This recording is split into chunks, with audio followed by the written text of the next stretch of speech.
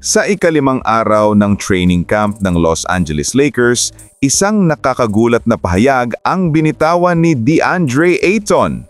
Ayon sa bagong sentro ng Lakers, hindi pa raw siya nakakapagsanay kasama sina LeBron James at Luka Doncic, ang dalawang pinakamahalagang piraso ng kupunan. Isang tanong tuloy, ano nga ba ang nangyayari sa loob ng Lakers camp? Ayon kay Ayton, I haven't. It's something I just be waiting on. Ibig sabihin hanggang ngayon hindi pa niya nararanasan ang aktual na ensayo kasama sina LeBron at Luka. 5 practice na ang lumipas pero hindi pa nagsasabay sa court ang dalawang superstar. Para sa isang bagong miyembro tulad ni Ayton, ito ay malaking bagay lalo na't siya ang magiging anchor ng Lakers sa ilalim. Sa bawat training camp, mahalagang mabuo agad ang chemistry ng mga pangunahing manlalaro.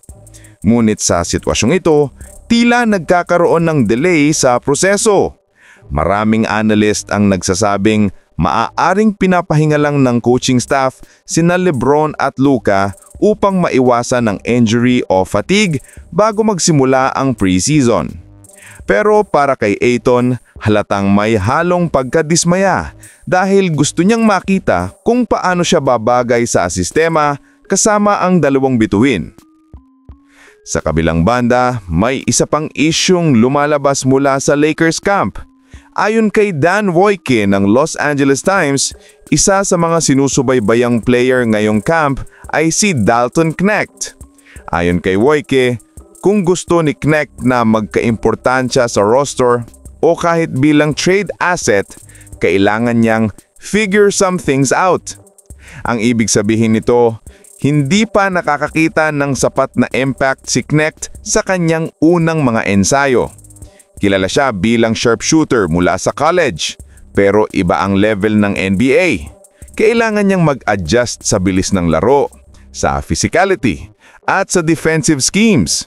Kapag hindi siya naka-adapt agad, posibleng bumaba ang kanyang value.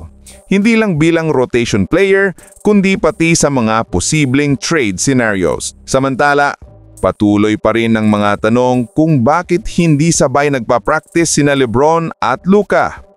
May mga insider reports na nagsasabing may load management strategy ang Lakers ngayong preseason.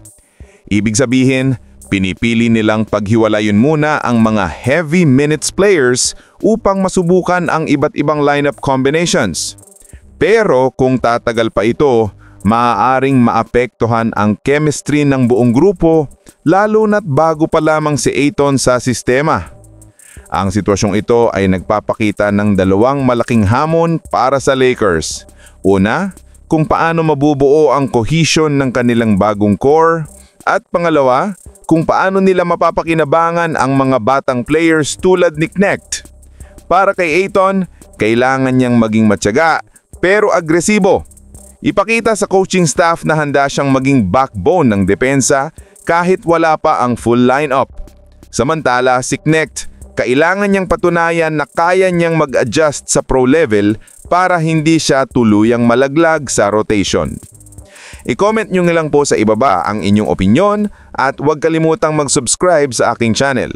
Maraming salamat po!